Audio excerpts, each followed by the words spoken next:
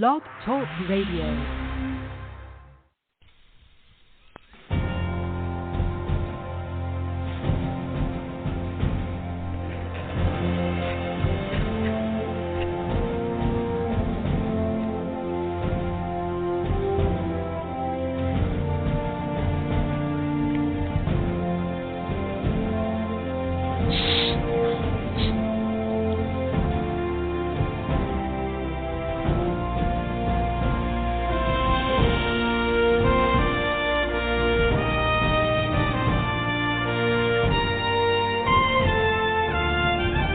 Welcome, ladies and gentlemen, to the Medlock Post radio show. This is where we educate, entertain, enlighten, and empower. The views and opinions on the Medlock Post radio show are those of the host and guests. They are not necessarily the views and opinions of Blog Talk Radio, Spreaker.com, its corporations, affiliates, or any other podcast streaming services. Thank you for joining the show today, and here is your host, Richard G. Medlock. Greetings, ladies and gentlemen, and yes, I am your host, Richard G. Medlock. Today is August 29th, 2022. Today's episode, number 44, is If We Lose John Locke, We Lose America.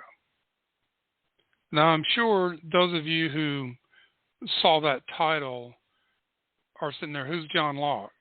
Some of you know who he is. Some of you are saying, who's John Locke? And I hope you went and looked it up. But this is a special program in honor of John Locke. Today is the 390th anniversary of his birthday, August 29th, 1632. Now, we have talked about Cicero and natural law in another episode, and the importance of that to the founding fathers, and importance of other Montesquieu and others that the founding fathers studied in creating a nation under the laws of the Creator. Now, today we discuss the importance of John Locke to the founding fathers, who, between John Locke and Adam Smith, who was the economical structure that the founding fathers directed, which was free enterprise, free market, and John Locke was freedom in all things. But John Locke is even quoted in the Declaration of Independence and in the Constitution. Not directly quoted, but his words are there, as you will see, as we go through this program today. Now, I'd like to start out with just a short soundbite to summarize John Locke's philosophy. English philosopher John Locke's ideas were very influential in the American colonies. Locke came up with his ideas about government by imagining what life might be like if people were living in a state of nature, a state in which no laws or government existed at all. Locke argued that in a state of nature, all people are free, equal, and rational. Each individual possesses inalienable rights to life, liberty, and estate, by which he meant property. In a state of nature, each person also has the right to punish those who do not follow reason and respect the rights of others. People could not survive in the state of nature because most people would seek personal advantage. To secure their natural rights, people would agree through a social contract to leave the state of nature and form a civil society. To protect natural rights, a second agreement to form government also would be needed. Locke argued that if government fails to protect individual rights, then the people are entitled to replace it, if necessary, by revolution. This idea became a key argument of the Declaration of Independence. All right, that's a quick summary. And we're going to do a little more detail than that. Now, it was fascinating, and I had studied John Locke. I had looked at him. But when I started preparing for this about 3 weeks ago, it's amazing what I found, what I looked at, and the tie-in with the development of this country and the founding fathers' understanding of John Locke and others, and we'll get into some of those. So I've tried to piece this together and see a platform unfolding here that will help you understand John Locke and the Founding Fathers and their relationship. Now, the founders' monumental task was structuring a government with all power in the people.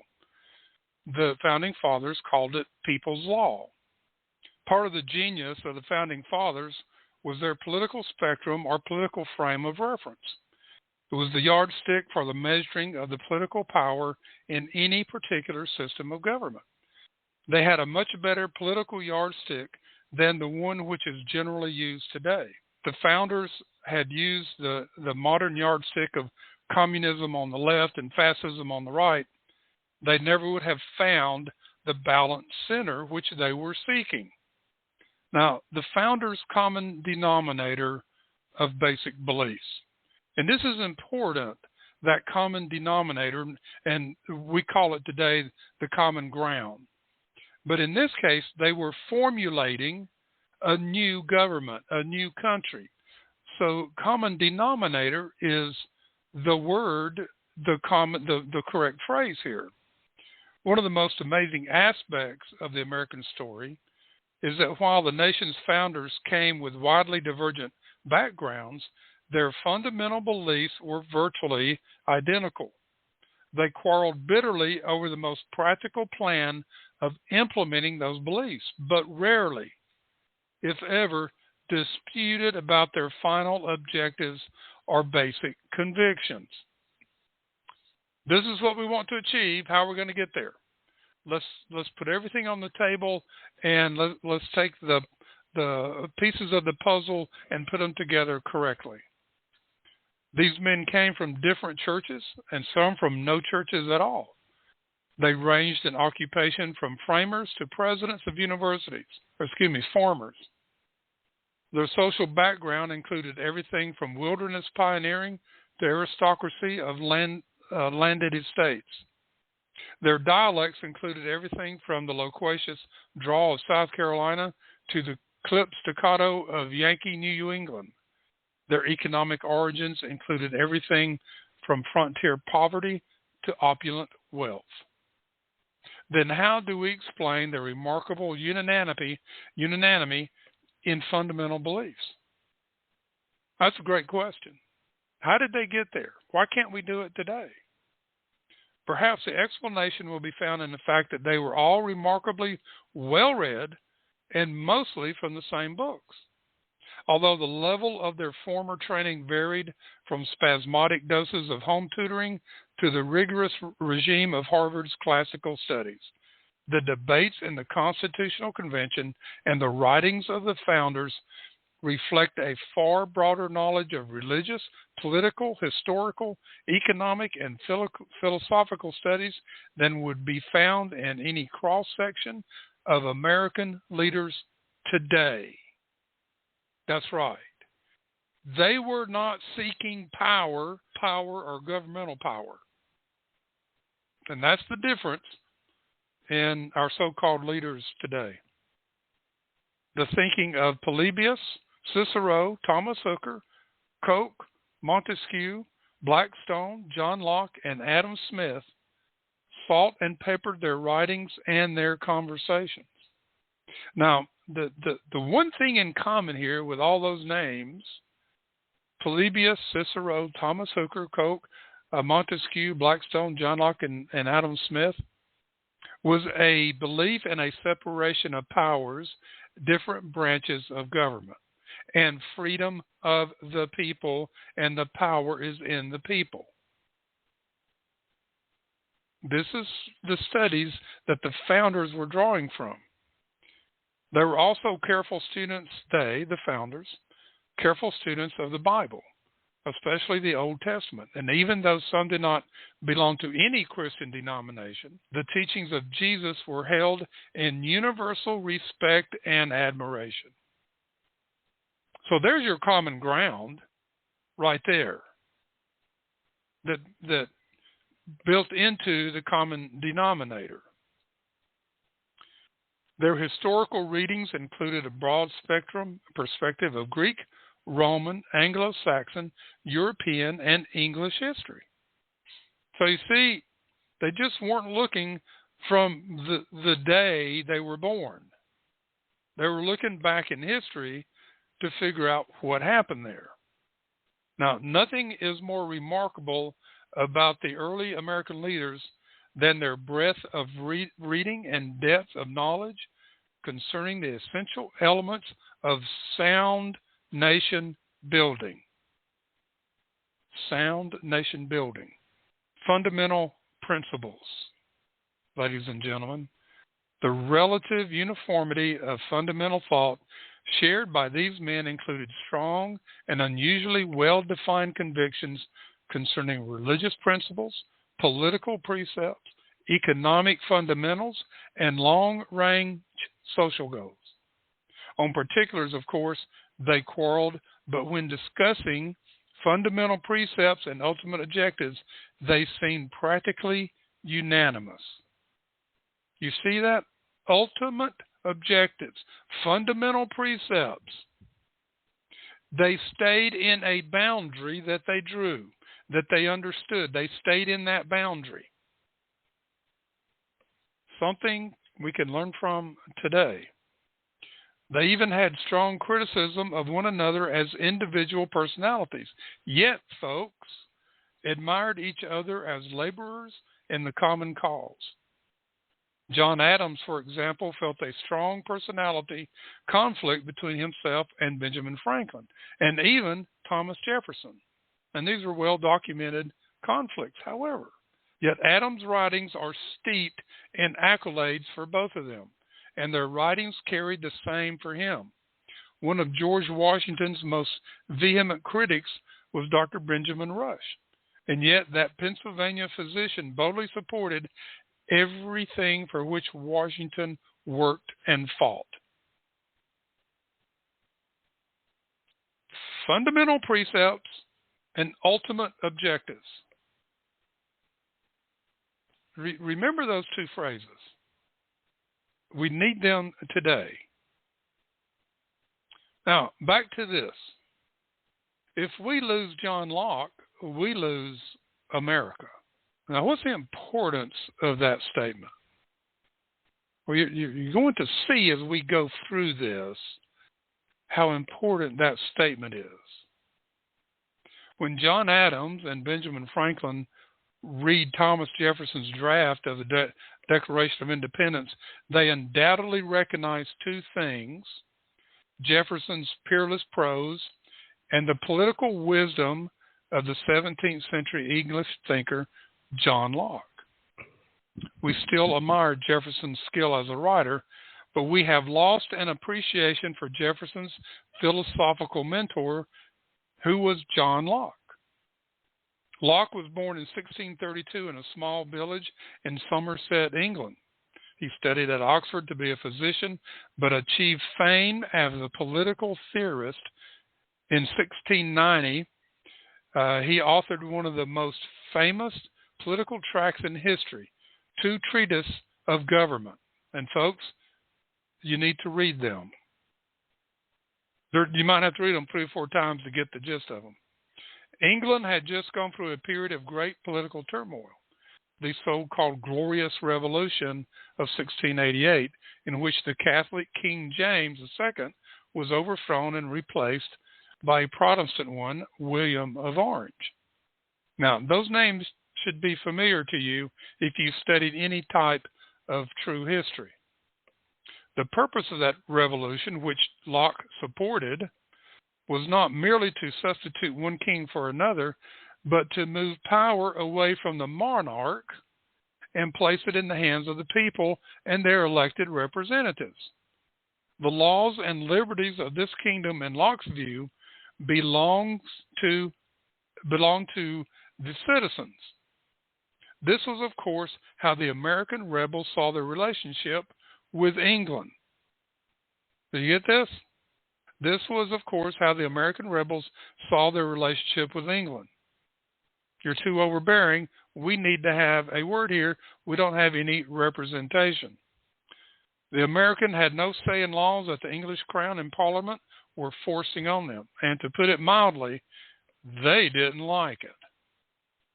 No taxation without representation was a classic expression of their displeasure. But how to frame the argument so that the whole world would understand it? Jefferson looked a lot for inspiration and guidance, and using law helped in another way.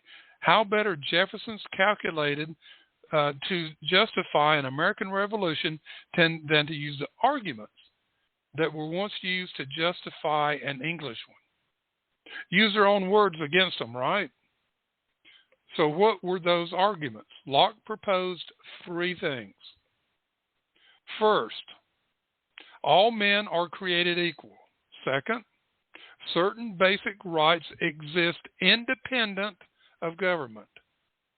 Third, government exists to protect those rights. All right. All men are created equal. Certain rights exist before government, and government exists to protect those rights. That's simple, basic principle, right? Well, the Founding Fathers understood that. So let's turn to number one. All men are created equal. Locke starts this argument at a very basic level, namely that human beings were created equal by God.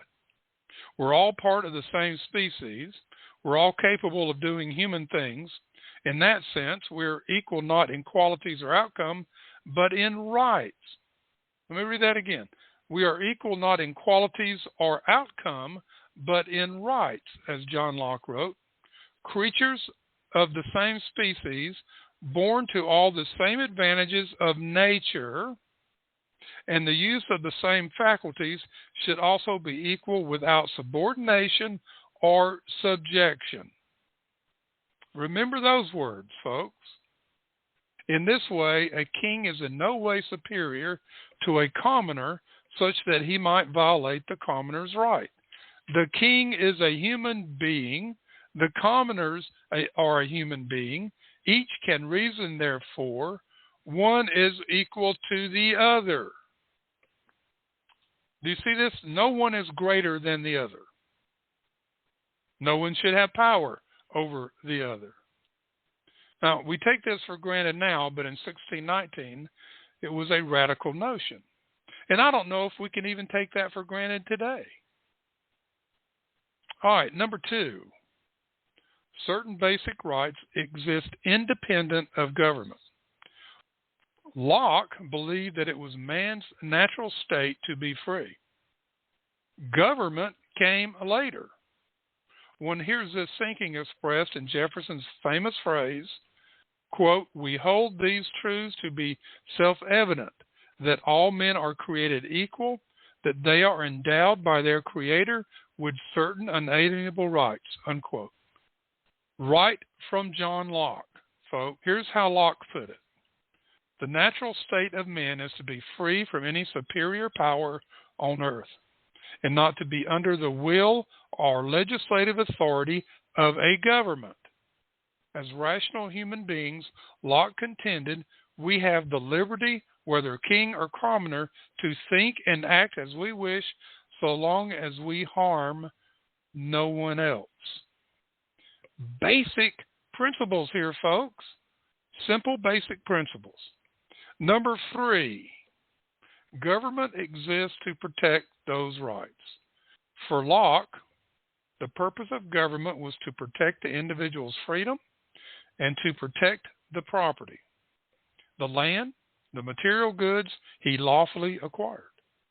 The last thing Locke wanted was to give the government the power to take away that liberty or undermine those property rights. If government couldn't provide those protections, or if it abused its power, it didn't deserve to exist. That's strong words. It didn't deserve to exist if it cannot protect your power, and then they become abusive. He further goes on and he says, the end of law, these are not quotes, these are summaries. The end of law, he wrote, is not to abolish or restrain freedom, but to preserve and enlarge freedom. Not to abolish or restrain freedom, but to preserve and enlarge freedom. And when you look what America did with that unrestrained freedom, that unleashing of the human spirit, that was preserved, it was enlarged, freedom was enlarged, and America just rocketed, just took off, and became the best country on earth. Boiled down into a revolutionary slogan, we might summarize Locke's three-pronged philosophy this way: tread on me. Get that? Don't tread on me, folks. I'm free. Can't get much more American than that. But today, Locke's ideas are under full-fledged assault. Those three-pronged, or those three purposes, are under attack, and they've been under attack for a long time. There are many Americans who believe that human beings are not created equal, that we should treat people differently based on their group identity. There are many Americans who believe that rights do not pre-exist government, that government is both our master and protector, granting and withdrawing privilege as it sees fit. And there are many Americans who believe that government should have almost unlimited power. Everything that Locke rejected, these Americans rush to embrace. Preference for paternalistic government is not what Locke envisioned or what Jefferson described in the Declaration of Independence. We need to reintroduce John Locke and his ideas to a nation that has become increasingly blind to fundamental elements of its own history and character. Because if we lose John Locke, we lose America. Now, the things that I've just described, increasingly blind to fundamental elements of its own history and character, they don't teach that anymore. That's why people have become blind to it. They don't know about it.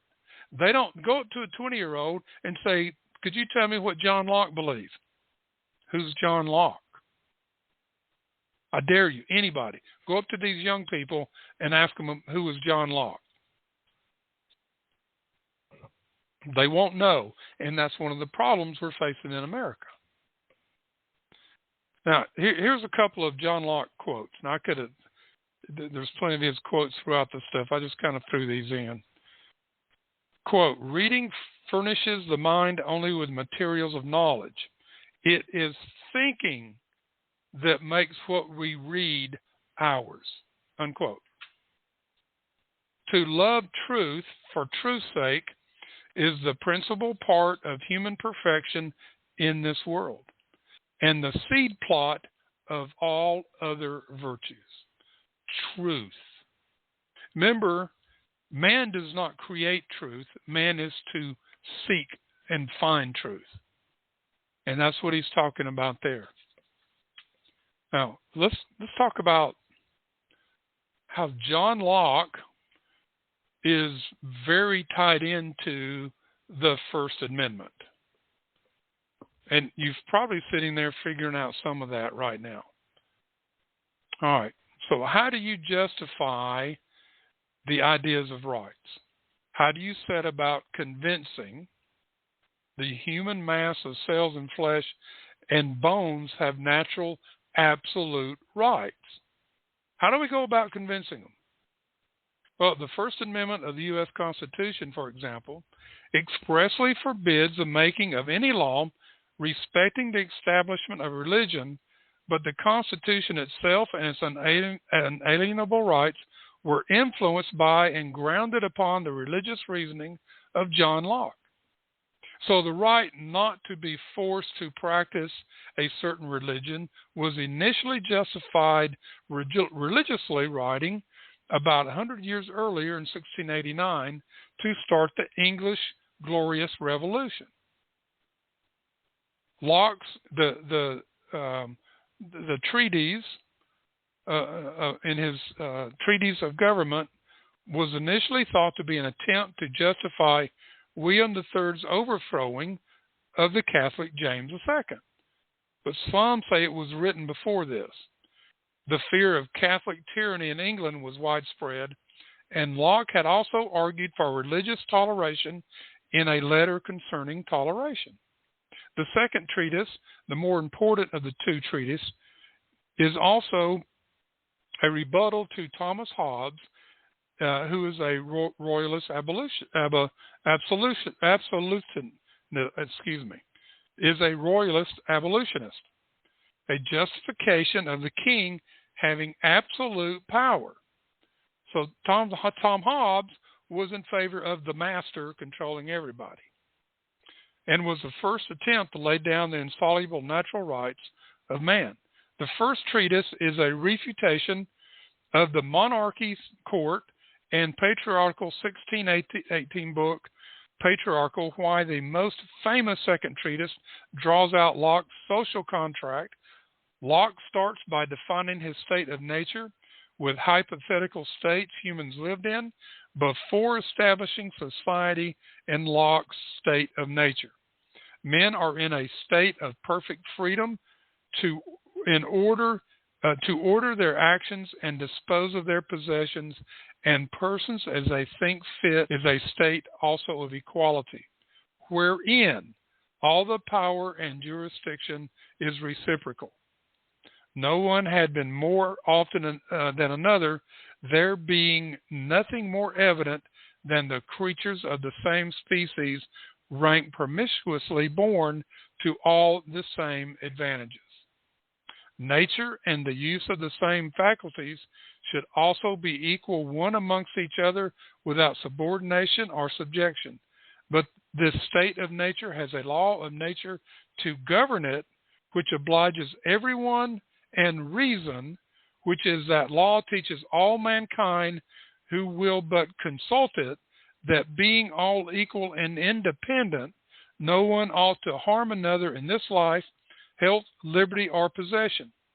For men being all the workmanship of one omnipotent and infinitely wise maker, all the servants of one sovereign master, sent into the world by his order and about his business.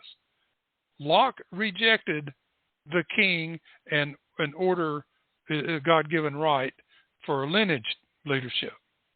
They are his property, talking about the free man, whose workmanship they are made to last during his not one another's pleasure. This is where Locke begins his religious justification for our natural rights, the right to life, health, liberty, and property. Locke's argument here is also established in an essay concerning human understanding, when he says that humans, as opposed to animals, have light enough to lead them to the knowledge of their Maker. And that's called inspiration, folks, and the sight of their own duties. Locke says that anyone has a right to punish transgressors in this law of nature.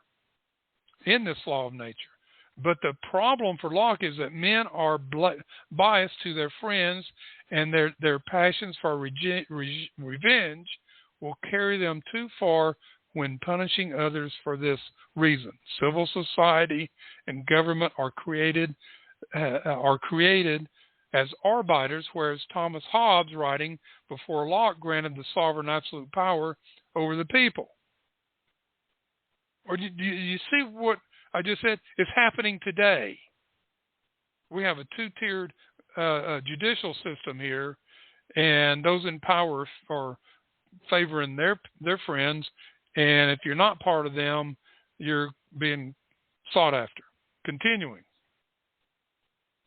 Locke stated that as it is set up to protect the natural God-given law of nature, the right to life, health, liberty, and property, it is subservient to that law, so that if the state becomes tyrannical, people are justified in overthrowing it. So Cicero was saying the same thing. The laws of nature should be the basis for law, and you can't change that. And if you do, you're tyrannical. He said that whenever the legislators endeavor to take away, this is my favorite quote here, and this is the full one here. He said that whenever the legislators endeavor to take away and destroy the property of the people, or to destroy them to slavery and our arbitrary power, they put themselves into a state of war with the people who were thereupon absolved from any further obedience, and are left to the common refuge which God has provided for all men against force and violence. This is my basically favorite quote of John Locke, especially in the situation that we are in today. For any political theorist, though, the question becomes why a cohesive and coherent theory has to be backed up with sufficient evidence and argument. It's all well and good saying that we have the right to life, liberty, health, and property. But with a pervasive reasoning, the arguments are open to attack from, say, an authoritarian or fascist or a Karl Marx. A Karl Marx could come along and counter with a theory of property that some find more persuasive, not least because of its depth. But for Locke, the reasoning is purely theological, and the second treatise, while influential, even for his day, lacks depth. His theory for justifying property follows the same rationale. Locke says that, as King David said, God has given the earth to the children of men, but this doesn't answer the difficult question of how someone can come to own anything. Locke starts off by saying that God has given men both the earth and reason, and that men have property over that any person. Nobody has a right over the body of anyone else. So the free man makes it the labor of his body with something of the earth. It makes his own property. If this wasn't the case, man would stop. Thus, to grasp, lost my place. Thus, the grass my horses bite the turf, my servant has cut, and I have digged in any place where I have the right to them in common with others become my property without the estimation or consent of anybody for labor. That was my removing them out of that common state. They were in effect my property in them. This theory of property comes with two provisos. First, that there is enough and good left in common for others.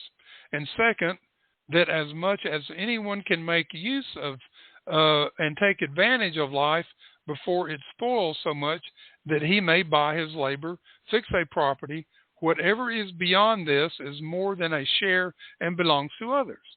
This is the spoilage pretty easy. Locke says that no man's labor could subdue or appropriate all, nor could enjoyment consume more than a small part. So that it was possible for any man this way to entrench upon the rights of another, or acquire to himself a property to the prejudice of his neighbor, who would still have room for as good and as large a possession. Thomas Jefferson wrote that John Locke was one of the greatest men that ever lived, and Locke's writing was quoted by Samuel Adams in an attempt to gain support for the American rebellion against British rule. Locke had a hand in writing the constitutions of Carolina, but his writings were also considerably criticized. Locke was a major investor in the Royal African Company, which traded in slavery. And not only did Locke justify slavery, but Barbara R. Neal has pointed out that Locke's theory on property conveniently excluded Native Americans from the rights to their land. Now, again, nobody's perfect. As the only court animals on it, and did not cultivate it or mix their labor with it. Philosophers have since attempted to secularize Locke's theological argument, but Jeremy Waltron concludes that it is not persuasive without a belief in God. I think it's far more convincing arguing for right on utilitarian principles that we have the right to life, liberty, and property, because under our current societal configuration, it's what provides the most futile outcome for society, rather than arguing that we have rights because they are naturally endowed upon us. Jeremy Bentham famously put it, natural rights may be just nonsense upon stilts. So you see, here he is. Locke is being attacked again. Well, we don't have natural rights. There is no God to give us anything. It's the king, the monarch, the government that has all power over us and what we have. Now, these are crazy questions, and we call this secularism today. And the secularists are the ones attacking John Locke, or leading the way. And one of the ways they did that was get control of the schools and what they taught and didn't teach there. So Locke is being attacked again. We talked about that earlier. All right, so let's move on. Locke goes after that. How can one know there is a God? How can one know there is a God? The founders were in harmony with the thinking of John Locke as expressed in his famous essay concerning human understanding. In it, Locke pointed out that it defies the most elementary aspects of reason and experience to presuppose that everything in existence developed as a result of fortuitous circumstances. The mind, for example, will not accept the proposition that the forces of nature churning about among themselves would ever produce a watch or even a lead pencil, let alone the marvelous intricacies of the human eye, the ear, or even the simplest of the organisms found in nature. All these are the product of intelligent design and high precision engineering. How can you question the Big Bang Theory? Easily. Locke felt that a person who calls himself an atheist is merely confessing that he has never dealt with the issue of the Creator's existence. That's a great way to look at it. Therefore, to Locke, an atheist would be to that extent irrational and out of touch with reality. In fact, out of touch with the most important and fundamental reality. In his essay, in his essay concerning human understanding, John Locke insists that everyone can know there is a divine creator. It is simply a case of thinking about it. To begin with, each person knows that he exists. With Descartes, each person can say, cogito ergo sum. With God, each person can say, I am. So with God, I am. Cogito ergo sum. Furthermore, each person knows that he is something. He also knows that a something cannot be produced by a nothing. Therefore, whatever brought man and everything else into existence also had to be something. It follows that this something which did all of this organizing and arranging would have to be all-knowing to the full extent required for such an organization and arrangement. This something would therefore have to be superior to everything which had resulted from this effort. This element of superiority makes this something the ultimate good for all that has been organized and arranged. In the Anglo-Saxon language, the word for supreme or ultimate good is God. Logic and reason, ladies and gentlemen, this is what we get from John Locke, from Cicero, from Montesquieu, from Polybius, even Aristotle and Socrates. reason, logic. And this is what the Founding Fathers studied, along with history. Now, natural law constitutes eternal principles. Even when it was finally acknowledged that Parliament was writing new statutes and dealing with problems not mentioned in the law of ancient times, it was still required that none of the new laws contradict the provisions of divine law. John Locke set forth the principles which carried over into the thinking of the American founders when he wrote, quote, "The law of nature stands as an eternal rule to all men, legislators as well as others. The rulers that they make for man's actions must, the rules that they make for man's actions must be conformable to the law of nature, i.e., to the will of God." Sir William Blackstone, contemporary of the founders, wrote, quote, "Man, considered as a creature, must necessarily be subject to the laws of his creator. This will of his maker is called the law of nature. This law of nature, being coeval with mankind and dictated by God himself, is of course superior in obligation to any other. It is binding over all the globe in all countries and at all times. No human laws are of any validity if contrary to this," unquote. That was William Blackstone. But who will decide? When it comes to lawmaking, the nations of most of the world throughout history have been subject to the whims and arbitrary disposition of kings, emperors, rulers, and magistrates. How can the people be from the autocratic authority of their rulers? Where does the source of sovereign authority lie? The founders had strong convictions on this point. And we will continue here.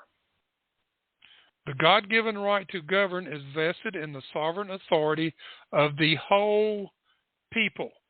We, the people.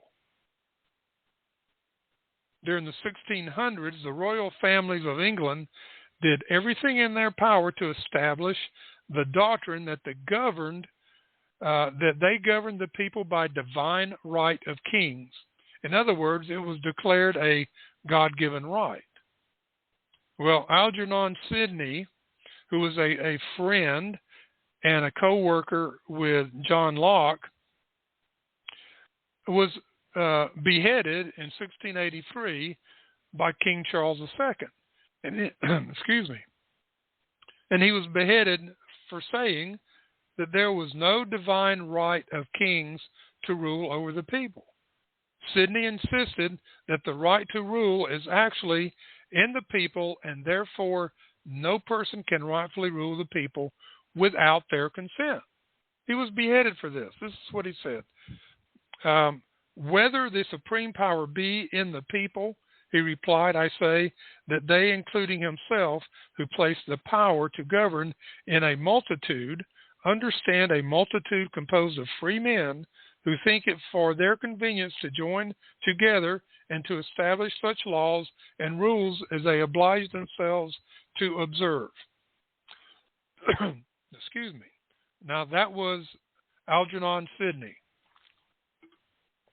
a good friend of John Locke, who got beheaded by saying, "No more tyranny, folks." Now, think about that and what's going on today. Now, John Locke on the source of political power. Yes, he had things to say about that. The very year Algernon Sidney was beheaded, John Locke had to flee from England to Holland, where he could say the same thing Sidney did, but from a safer distance. After the Glorious Revolution, which he helped in plotting, I love that, Locke returned from Holland on the same boat as the new Queen Mary, and this was in 1890. And then in 1890, he published his two famous essays, The Original Extent and End of Civil Government.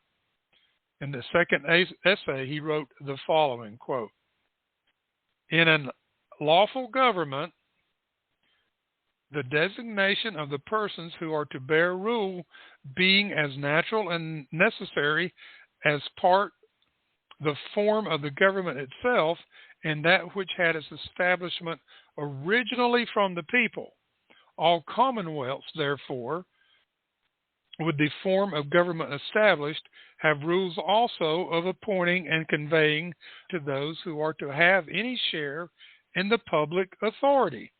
And whoever gets into the exercise of any part of the power by other ways than what the laws of the community have prescribed hath no right to be obeyed, though the form of the commonwealth be still preserved, since he is not the person the laws have appointed, and consequently not the person the people have consented to. Nor can such an usurper or any deriving from him ever have a title till the people are both at liberty to consent and have actually consented to allow and confirm him the power he hath till then usurped, unquote. So if you're put into power or you're put in as a ruler to run the government and you go beyond what you're supposed to be doing, you need to be taken out. All right, so how did this play? How did this create the view of the American founders? Excuse me. There was no place for the idea of a divine right of kings in the thinking of the American founders. They subscribed to the concept that rulers are servants of the people. Get this, rulers are servants of the people, and all sovereign authority to appoint or remove a ruler rests with the people. We, the people, have the power. They pointed out how this had been so with Anglo-Saxons from the beginning. The majority of the people may alter or abolish a government which has become tyrannical. Now, folks, this is important to listen to here. The majority of the people may alter or abolish a government which has become tyrannical. The founders said this, and John Locke said this, and so did others. The founders were well acquainted with the vexations resulting from an abusive, autocratic government which had imposed injuries on the American colonists for 13 years in violation of the English Constitution. So the king himself and the Parliament were violating their own Constitution.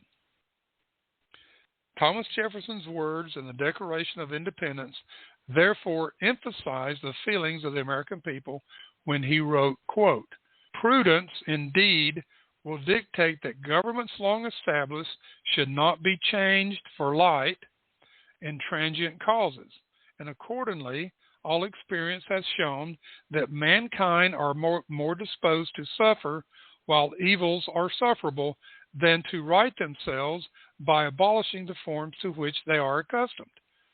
But when a long train of abuses and usurpations, pursuing invariably the same object, evinces a design to reduce them under absolute despotism, it is their right, it is their duty to throw off such government and to provide new guards for their future security," unquote, from the Declaration of Independence. Now let's take a look how John Locke set forth that same doctrine in his second essay concerning civil government. Quote, "The reason why men enter into society is the preservation of their property. Therefore, whenever the legislators endeavor to take away and destroy the property of the people, reduce them to slavery under arbitrary power, they, the officials of the government, put themselves into a state of war with the people, who are thereupon absolved from any further obedience and are left to the common refuge which God hath provided for all men against force and violence. Whensoever, therefore, the legislative shall transgress this fundamental rule of society, and either by ambition, fear, folly, or corruption, endeavor to grasp themselves or put into the hands of any other an absolute power over the lives, liberties, and estates of the people. By this branch of trust, they, the government officials, forfeit the power the people had put into their hands, and it devolves to the people who have a right to resume their original liberty and provide for their own safety and security. So, do you see, ladies and gentlemen, that John Locke and his freedom and his government is to protect rights, not take them away, influenced the American people, influenced our founding fathers. This is what it's about. Now, we have a caller on board, so let me stop right there and take this call and interrupt this for a couple of minutes. He's coming in. You're on. Welcome to the Medlock Post. Who's calling? And this is Joe. How are you doing? Joe from Montana. You got it. Okay. Welcome back, Joe. What's on your mind Thanks. here? Let me give you a few minutes because I've got a lot more to cover here. Okay, this will be nice and brief. John Locke is my kind of guy. He's a philosopher, of course, that the forefathers should have listened to and were influenced by. He's talking about rights for the people, not to be usurped by the government. Now, ever since I started getting interested in politics, my philosophy has always been I don't care about laws. I don't care about the inalienable rights, and I don't care about the rights given to us by God and all of that. I believe that any person, any sentient being, regardless of whether he's a human or not human, no matter what planet he's on, no matter what asteroid he's on or universe he's in, so talking about Earth in particular, we as sentient beings have the right to our own property, our own thoughts, our own lives, I'm a libertarian, as long as we don't encroach upon the rights of others. And if the government or anybody tries to take away those rights, we the people, despite the sophistry and the propaganda that the government in charge uses, we have the right to stand up to it. Now, the trillion-dollar question is, we have the right. It doesn't matter who says we have the right or not. We have the right, but do we have the power? That's the major question.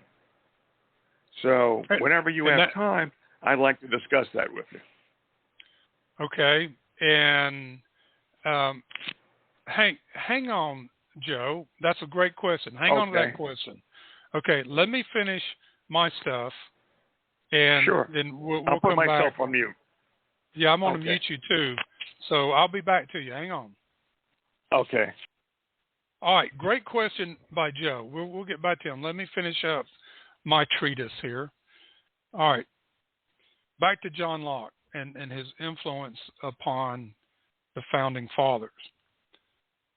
And there was so much. I mean, I could do this for several days to cover John Locke. All right, the core unit which determines the strength of any society is the family.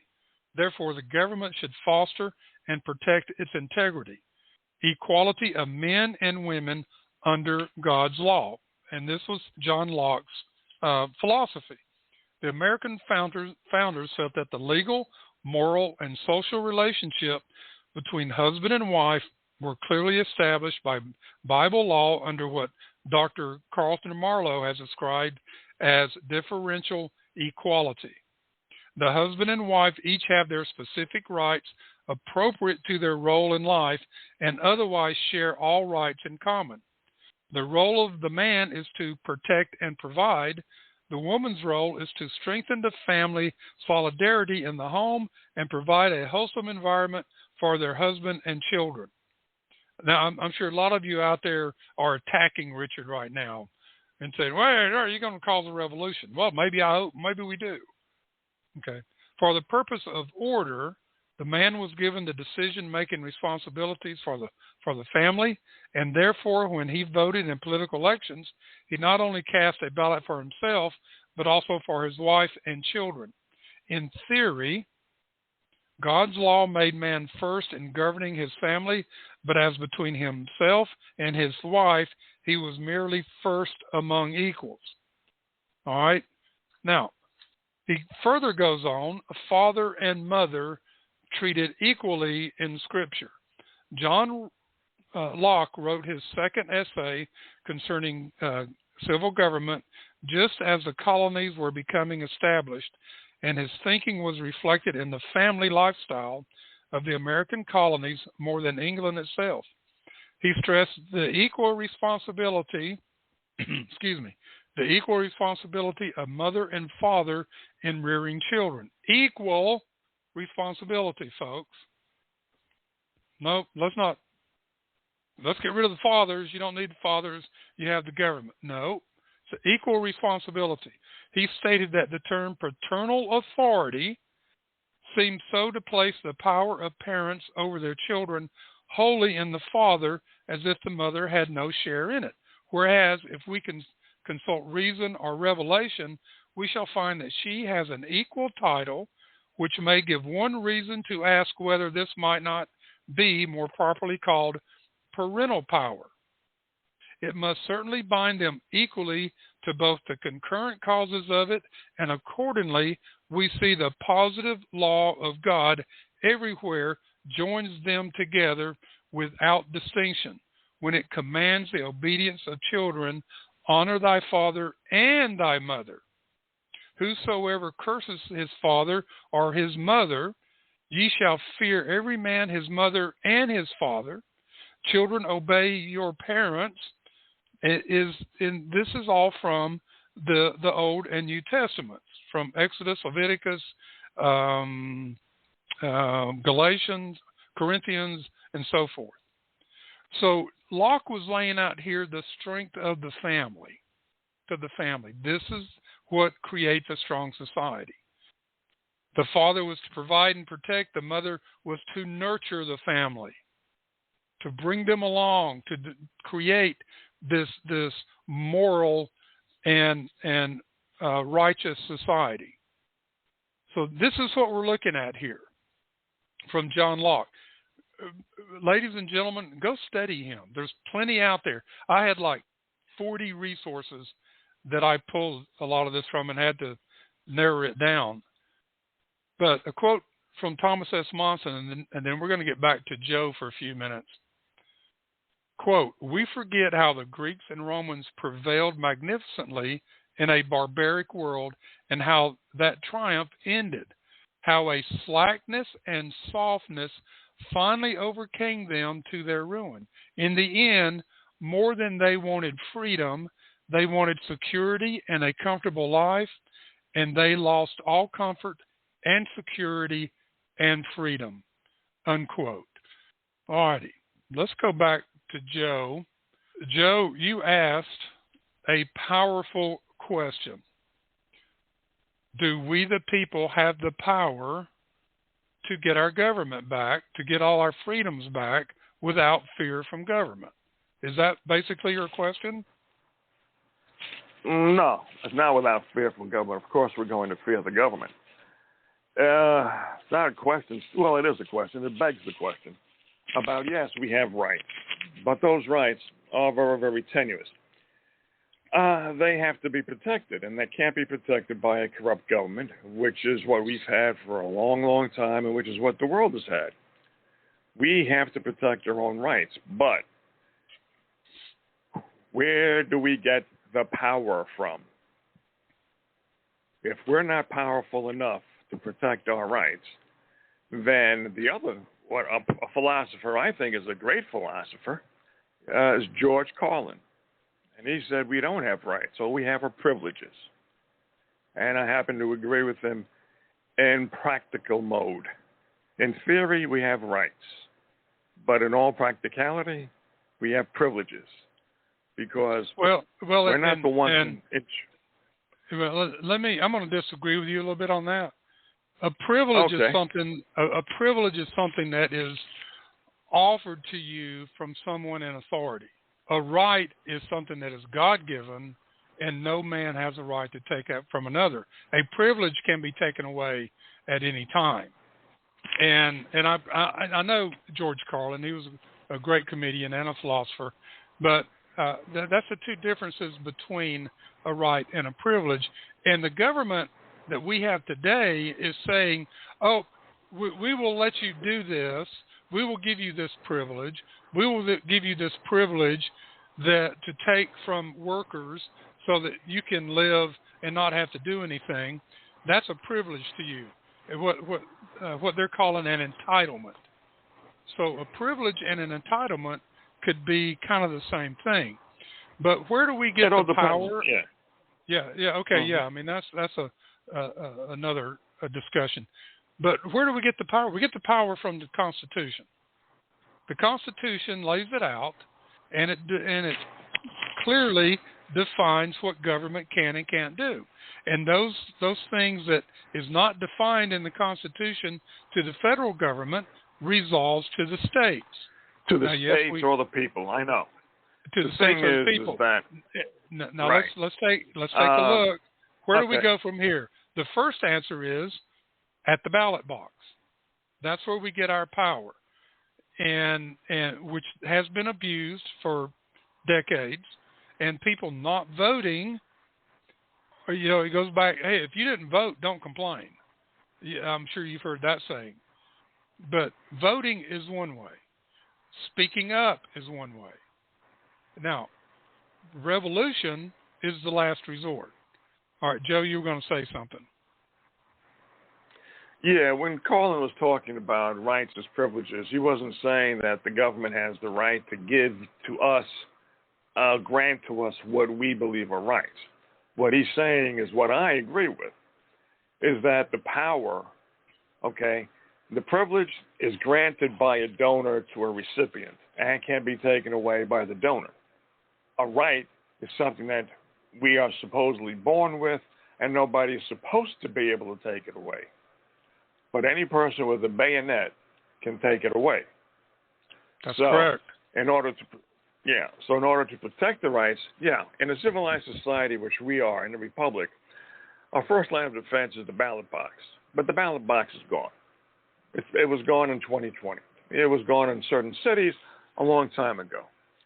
So we have to find another way to make sure that our rights are protected. The Constitution, unfortunately, as Bush said, is just a piece of paper. It is a nice guideline. It is something that we should adhere to. But if our rights are not going to be protected by us, by our congressmen, by our senators, by the people in local government, then we have to do it. And that's the trillion-dollar question. How do we do it when the safeguards that we supposedly put in place are not safeguarding us? Yeah. Well, I'm going to go back to Bush's comment about the Declaration being a piece of paper. It is not just a piece of paper. It is the law of the land. It is the rule of law. And Joe, if you were to go back and listen to my episodes 2 and 3, where I discuss that, some of your questions will be answered in those episodes. The rule of law was established in the Constitution based on natural law, which Cicero and John Locke both laid out, and so did Polybius and Montesquieu and others. So we the people have developed a fear of government, but we should not fear government. Now, I remember people get all upset. Oh, I've got a letter. I'm going to be audited by the IRS. Or they're telling me I owe this money. I better pay it.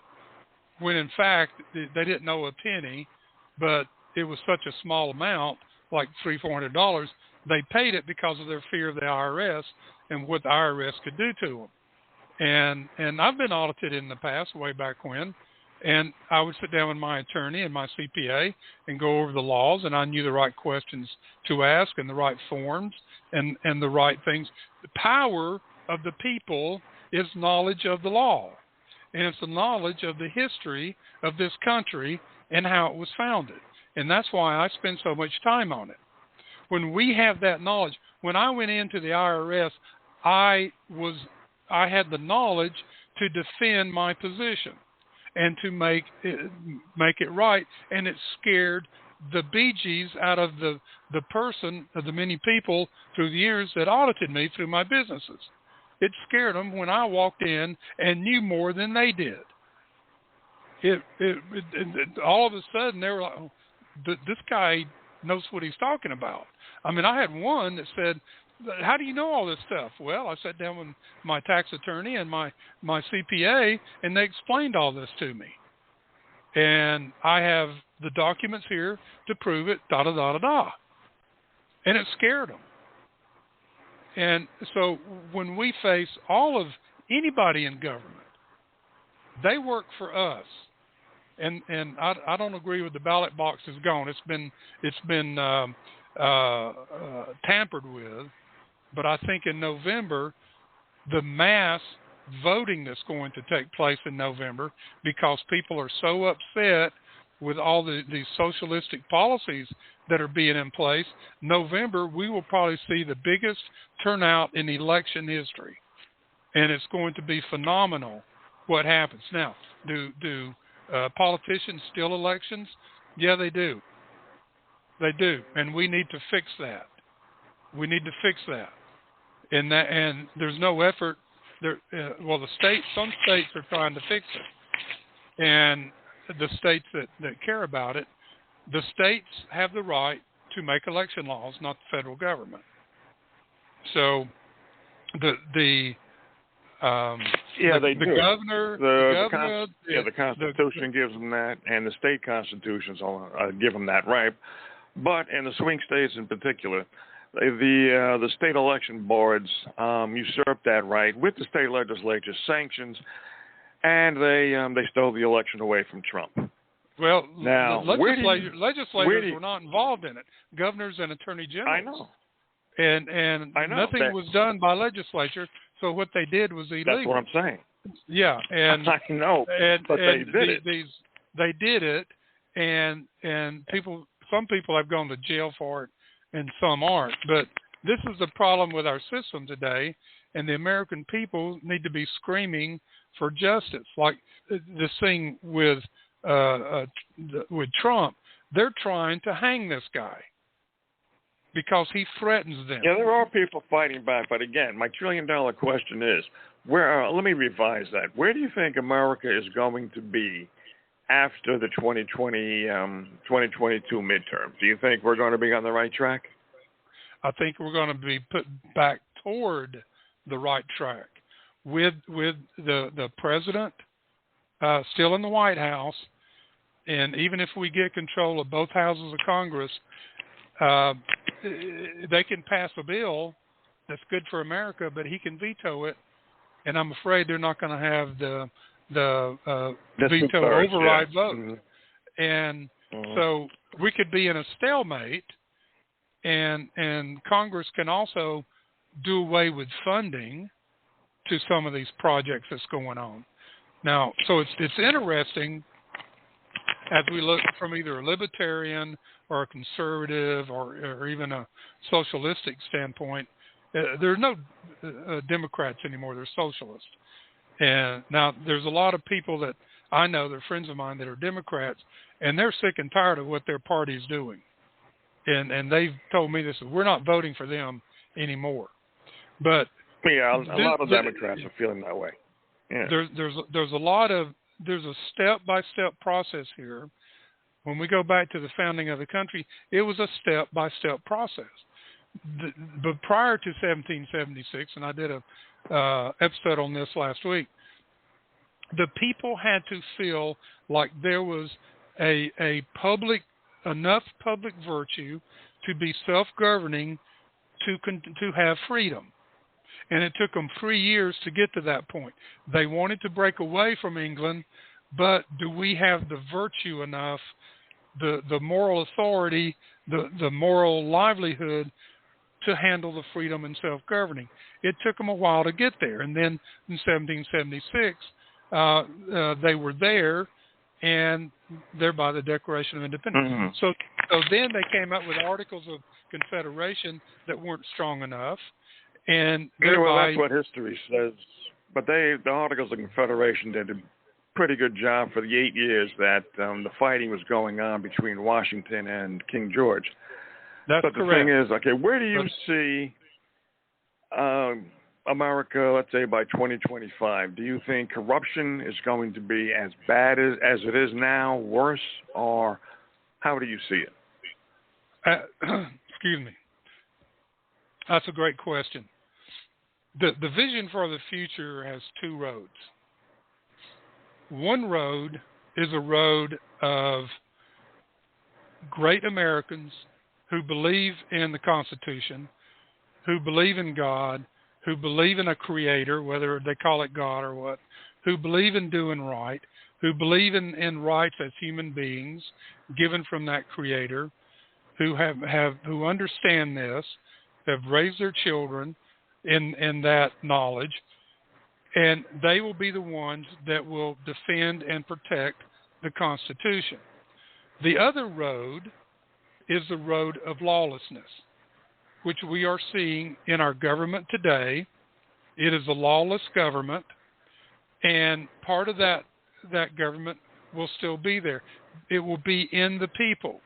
We're seeing this lawlessness throughout the land. We're seeing lawlessness in the streets too. I'm not going to stay on too long, but I'm just going to ask you this one last question. Where do you see America in 2025, economically, sociologically, well, that's what I was getting to. There's going to be two divisions. You're going to have two Americas. And economically, I can't tell you. Okay? That's crazy. I had a good discussion with a banker friend of mine yesterday, and I'm going to have to talk about that on another show. But it was not a good discussion. There are a lot of people on Wall Street aren't thinking of I'm not very optimistic. All right, I'm going to have to go, and maybe I'll come back and have a discussion with you about 2025. So yeah, Joe, I appreciate your call. Yeah. You're a deep thinker. I enjoy that. We have seen that you and I don't agree or see eye to eye on everything, and that's fine. But we discuss that's okay. it. Yeah, we discuss it. Well, I learn from you, and hopefully you learn from me, and that's what a discussion is about. Even though we disagree, I think basically we all have that common ground, that common denominator that I talked about earlier in the program. Yeah, and we do. You believe in John Locke, so do I. I'm a libertarian. I just think that the future of America is on a fast track to an economic collapse worse than the recession of 1930. So, and having said that, I won't take up any more of your time. Okay. And, well, Joe, right. and we could have an economic collapse. My banker friend was leaning toward that yesterday. He says he's in commercial banking, and with all these, he says they're already putting projects on hold, and he says if rates continue to go up, he says they're going to bring this economy to a screeching halt. Of course it will. I mean, like I said, you don't have the time now, but the Federal Reserve is going to be very instrumental in bringing down America economically. All they have to do is raise the rates just to 5%, 6%, 7%. Already the house values are going down. But again, you don't have the time, and I'm going to go. So I'll call back another time, and we can have a further discussion on it. Yeah. So take Joe, care, go back. okay? I also did an episode on central banks and the Constitution. You might want to go back because of what you just said about the Federal Reserve. You might want to go back and listen to that one too. All right, we are here to educate, enlighten, entertain, and empower. And Joe is a great caller. He's a deep thinker. He challenges me, and I appreciate those challenges. And I'm sure there are more of you out there like Joe, and you have questions. Don't hesitate to call in. We're not going to scream and yell. We're going to discuss. We're going to discuss what's going on and how it's affecting our daily life, our families, the country, and the world. This is a ripple effect here. All right. So, take care Joe, now. thank I'll you. talk to you again. Have a Sure. great day out there You in the too. great state of Montana. Guys, Bye-bye. people, if you've never been to Montana, you need to go to Montana. It is a beautiful, beautiful state. Now, don't go in January and February, but it's a beautiful state. Glacier National Park is just phenomenal. You need to take the time to get out there. All right, ladies and gentlemen, I think that's going to do it for today. We covered a lot of ground about John Locke. This was in honor of his 390th anniversary of his birthday, his great influence on founding this country. So, ladies and gentlemen, folks, that's it for the Medlock Post today. May God bless America, and let's listen to a great song on the way out.